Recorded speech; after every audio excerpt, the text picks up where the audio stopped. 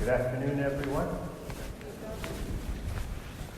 When I was a young man, I worked for over 20 years, or nearly 20 years, in the restaurant business at a very popular seafood restaurant in Santa Clara. And one night, early in that tenure, I was working at the oyster bar, serving oysters and clams on a half shell and shrimp and crab cocktails, smoked fish and the like to our patrons who were waiting for a table. And we had a selection of condiments there for our oyster bar customers: cocktail sauce, Tabasco sauce, and wasabi, for example. Now, for those who don't know, wasabi is a very, very hot Japanese horseradish. And it is best served, in my opinion, in small quantities. It is green in color, and it looks innocuous, but it really packs a punch. And this particular evening, a gentleman came up to me and ordered an oyster on a half shell, and I shucked it and served it to him. And he took a big scoop of wasabi and put it on his oyster. And it was a lot of wasabi. Normally, people put just a little teeny bit. And I said to him, "Sir, do you know what that is?" And he did not appreciate that question. In fact, I think he was kind of offended by the question. He looked at me, he said, "I know what this is. What do you think? I was born at night, but it wasn't last night." And then he took another big scoop of wasabi and put it right on top of the first one. And he was looking at me with an indignant expression the whole time. It was like 4-1 wasabi to oyster. And he put that in his mouth, and he bit down as he began to chew. And suddenly his eyes got about as big as saucers, and his face turned beet red, and he started sweating profusely. And he was trying to say something to me, but he couldn't get the words out. But I knew what he needed. He needed an emergency glass of water. So I got him some water, handed it to him. Finally, it took like several minutes for him to regain his composure. And he said to me, "What did you put in that guacamole?" This was a case of a man who was so sure of himself that he did not entertain the possibility that he could have been wrong. And in the gospel passage that we just heard, Jesus tells a parable of a man, a Pharisee, who, like the man at the oyster bar, was so sure of himself he could not consider the possibility that he might be wrong. Now, we know more about the Pharisee than the man at the oyster bar. The only thing I know about him is his poor decision that one night so many years ago. But the Pharisee, we know, he fasted twice a week. He donated more generously to the temple than the law required.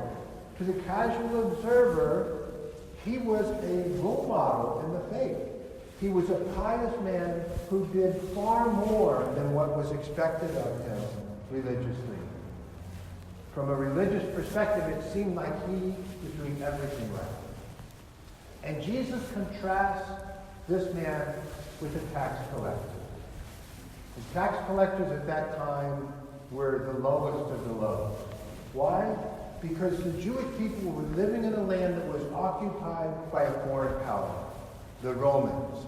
And these Roman occupiers would impose taxes on the Jewish natives in that land.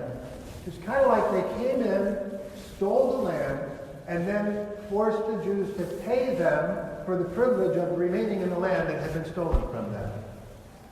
And the Roman authorities did not collect these taxes themselves. Rather, they enlisted Jewish men to act as tax collectors. And these Jewish tax collectors would amass wealth for themselves by collecting more than what was due and keeping the extra for themselves. This was not a popular decision. The tax collectors were traitors. They were considered the most notorious sinners of the day.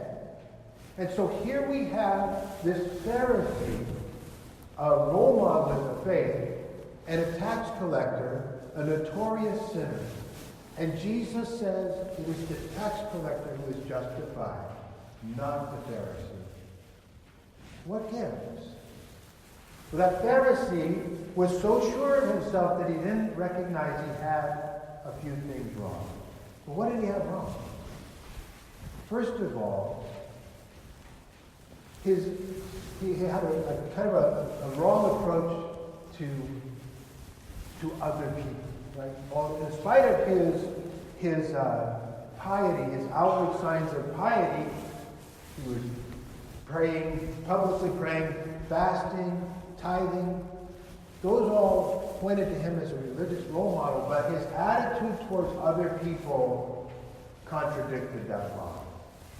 He had disdain for other people. He judged them harshly. He claimed that all of humanity, everyone except for himself, was greedy, adulterous, and selfish. And his attitude towards prayer also was a little skewed. His prayer was entirely about himself. He was basically bragging to God about how much better he is than everyone else. It wasn't really a prayer as much as it was a self-congratulatory monologue. He considered himself to be far above sin. And yet, his attitude towards himself and towards other people was sinful in nature. But the tax collector, on the other hand, comes to God with humility, recognizing his own sinfulness and asking for God's mercy. His prayer is sincere, and in it, he seeks a personal transformation. And that's what prayer has the power to do. It has the power to transform us into more fully righteous people, more fully virtuous people. I don't think the Pharisee was transformed in any way by his prayer. But it's cause for introspection. I have to ask myself, how am I transformed by prayer? How are you transformed by prayer? This afternoon, we gather together as a community of faith to listen to God's holy word, to be nourished by the precious body and blood of our Lord Jesus. May we approach this prayer in the way that the tax collector approached his prayer, humbly, with humility. And may God have mercy on all of us who, like the tax collector, like the Pharisee, like all human beings, are sinners. And may we truly be transformed by this encounter with our God.